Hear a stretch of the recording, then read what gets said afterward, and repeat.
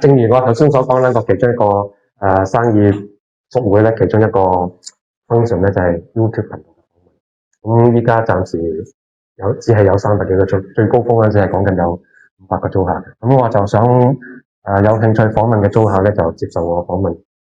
內容頭先我講過啦，即係介紹自己生意啦，介紹有冇優惠啦，介紹一啲錢同埋賣錢嘅故仔。咁我哋正式開始啦。好啊。November 11，你好。11係有台灣有套電影亦都係叫11，梁德昌好出名。好，已經又係我話，唔好意思。我成日講呢一啲。好，時間俾你介紹自己嘅生意。好 ，Hello， 大家好，我係 Room28呢度轉彎嘅個租戶啦。咁我哋公司就叫11人廣告有限公司啦。咁其實我哋做嘅嘢就唔單止淨係做廣告嘅，咁我哋 on offline 嘅廣告有做啦，咁跟住我哋 design 2D、3D 啦，跟住 PR event 都有做嘅。咁所以我哋就做好多 production 方面嘅活動。咁無論你係即係假設你哋將來有機會有需要，你哋公司再擴大嘅時候，可能想做一啲線上線下平台嘅廣告啦，跟住 PR 啦，關於 news 方面嘅一啲 updates。跟住可能想揾，即係可能我唔知將來會唔會 Tony 有更加大嘅發展，可能想向新媒體方向發展嘅，咁你亦都可以講我哋去拍片，咁我哋都做好多 production 嘅。咁我哋backend 嘅製作團隊都強勁嘅，咁之前即係會同即係譬如成龍嗰啲有合作啦，咁跟住之後同電影方面有合作啦，咁而我哋 team 嘅同事咧 ，creative team 咧。咁我哋都有我哋自己嘅編劇同事啦，咁所以喺寫作方面又可以同你有啲嘅交流啦。咁睇下將來會唔會有啲嘅合作咁樣。咁而我諗我哋公司最強大嘅地方就係因為本身我自己就已經做咗10幾年嘅 media sales 啦，咁 event 都做咗有超過10年嘅時間。咁而我哋 backend 嘅 production 團隊咧，佢係做開工展會啊、珠寶展啊嘅呢啲嘅 production 製作。咁所以變咗我哋公司就可以喺廣告啦、設計啦，同埋喺平面啊、立體嘢啊，又或者一啲手工嘅工作，我哋都有做嘅。即係可能我哋之前幫咗 Muji 無印良品做咗一系列嘅公仔，就幫佢做埋租機服務，搞埋 photo booth，咁就喺佢哋商場開幕嘅時候，就幫佢哋做一系列嘅活動，線上線下都做晒咁樣。咁所以就簡單嚟講，我哋公司如果要好簡單6個字講晒，我哋就係做廣告啦、活動啦同埋設計咁樣。就呢6個字就可以概括啦。咁但係裡面其實牽涉嘅部分有好多，咁所以可能你哋將來即係有機會想認識我哋，可以去 Room28敲我哋門啦，又或者一陣間我哋可以交換翻張卡片咁樣。咁呢個就係我哋公司嘅簡單嘅介紹。多謝。係啦。咁時間關係進入第2個 topic。係。租戶有冇優惠先？租戶梗係有啦，咁但係因為咧，首先咧，我哋嗰個活動嘅範圍好廣嘅，即係譬如我哋咁，你廣告有好多種唔同嘅 mix and match 嘅服務咁樣啦。咁譬如我哋平時我講一般啦，啲 fans club 揾我哋，咁因為我哋喺全香港，我哋如果做 entertainment 嘅界別咧，我哋公司就真係佔有7至8成嘅。咁即係譬如你喺街度見到 Mirror 嘅廣告啦，即係無論巴士燈箱、地鐵、巴士站，所有唔同嘅媒體咧，有7、8成都係我哋做嘅。咁而我哋今年啱啱就幫咗 Mirror 3個成員做咗一個生日展嘅，咁就係分別喺 ASI 啦，跟住喺美麗華啦，喺唔同嘅商場度做咗咁樣。咁譬如啦，我講平時可能佢揾我哋落一塊廣告，我當係萬零蚊咁樣啦，咁我哋都會俾個9折佢哋嘅。咁可能我當如果係我哋嘅商戶，可能我哋又可以 offer 多啲，可能去到8折啊咁樣。咁但係即係呢一個係一個好概括嘅一個例子啦，因為即係嗰個類型好多，咁所以到時睇下你哋有啲咩需要，我哋就盡量幫手。又或者咧，甚至乎有陣時我哋咧做一啲 package 嘅時候咧，我哋唔係用折嘅，咁我哋係譬如我哋會送我哋嘅 design 服務咁樣，咁就變咗你想做廣告，你就唔使自己煩點樣做 AI， 唔識點樣 output 咁樣，咁我哋就可以一次過幫你哋做晒。咁可以概括一句，肯定平過出邊咧？咁呢個係肯定。放心，呢個係可以肯定可以做到嘅。咁我哋好快進入第3 part 喎，有一啲生意上難忘嘅經歷，依家啲經濟唔好，對你哋有冇影響？一啲故仔可以分享俾我哋大家咧？可以啊，因為都真係好多。咁其實我哋公司成立嘅時間就真係唔算好長啦，即係我做 media 加 event 就做咗15、16年時間啦。咁但係因為我之前咧就係最初就係做 media 出身嘅，咁我就做新城電台啦，之後就做過蘋果動新聞啊，唔同嘅媒體 HRA 啊，大嘅一啲 vendor 都做過。咁所以點解我咁熟 on offline 嘅廣告就係咁解啦。咁但係去到中間做咗好多年，因為都好辛苦，每日要跑數。咁我哋嗰陣時講緊一個月，我哋係要幫公司跑過千萬嘅廣告嘅收入咁樣。咁所以當時個壓力都好大。咁我就做咗大概應該係6至7年時間，我就好大壓力。咁我就抌低咗份工，就去咗 working holiday，去咗澳洲。咁就一路做一啲好簡單嘅一啲 service 嘅工作啦，咁樣去揾錢。跟住就一路旅行，一路揾錢，咁就過咗一年好開心嘅澳洲生活咁樣。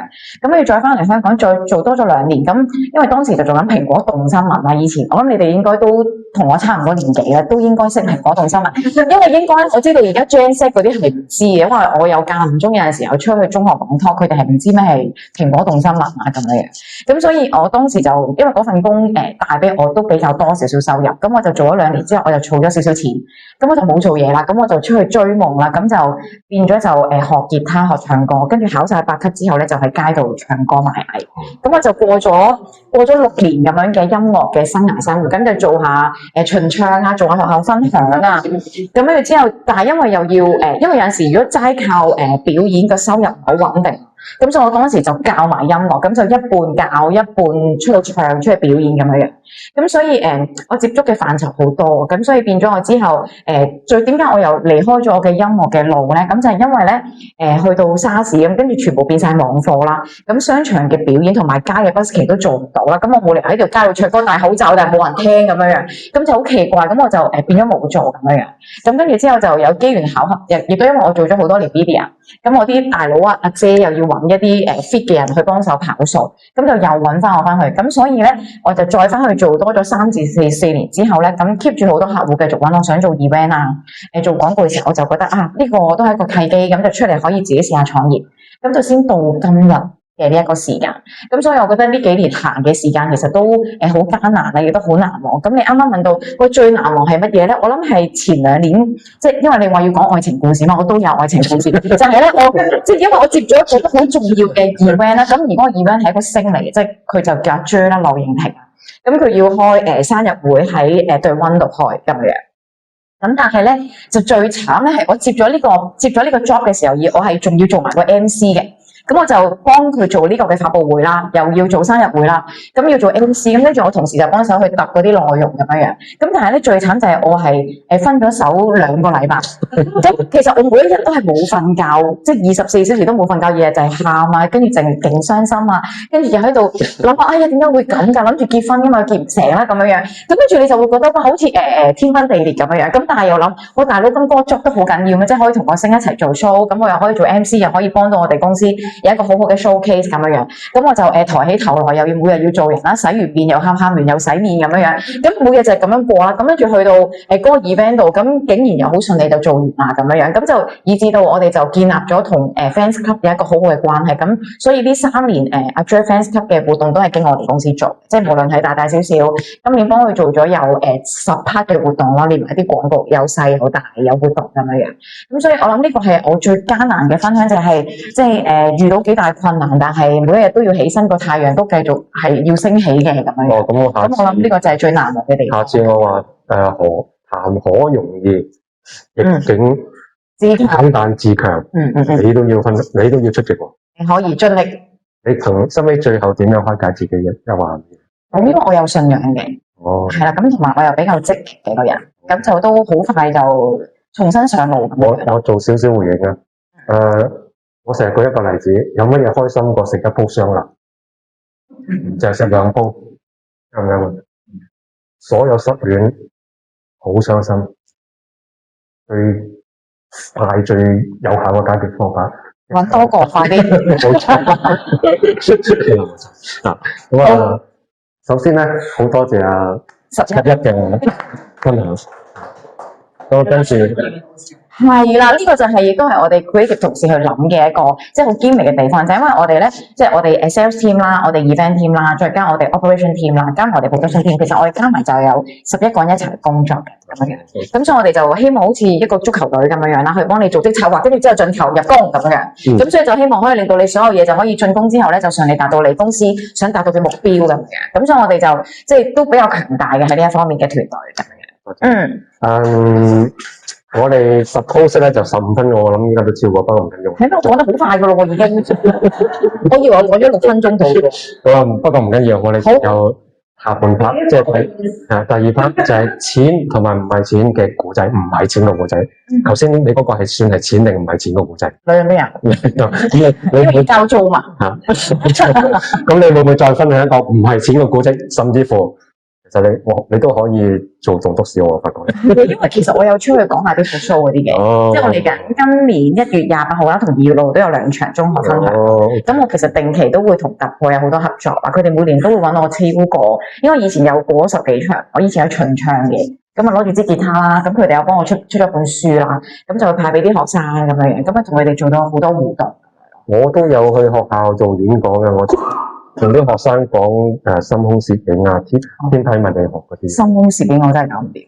我仲出咗本書。深呼吸我都係有少少經歷㗎。咁呢本書其實真係我太空館講座嘅內容。咁個書名叫做《在太空的一天》唔係在太空館的一天。咁如果有興趣咧，就都可以同大家送俾大家。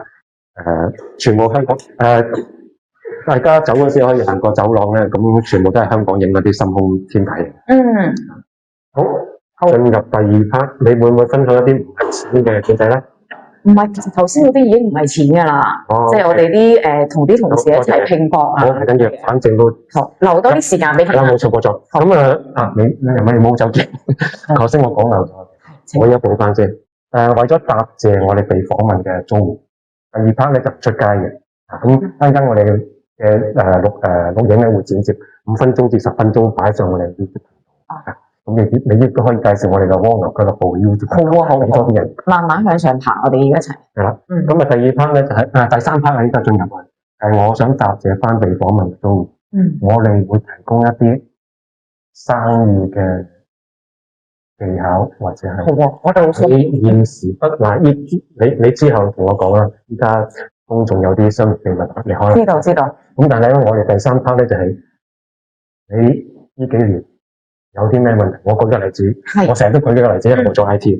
哎呀 Tony 啊，我上次咧個 database 刪咗，過笠咗，依家好大鑊啊！揾唔翻之前嘅data。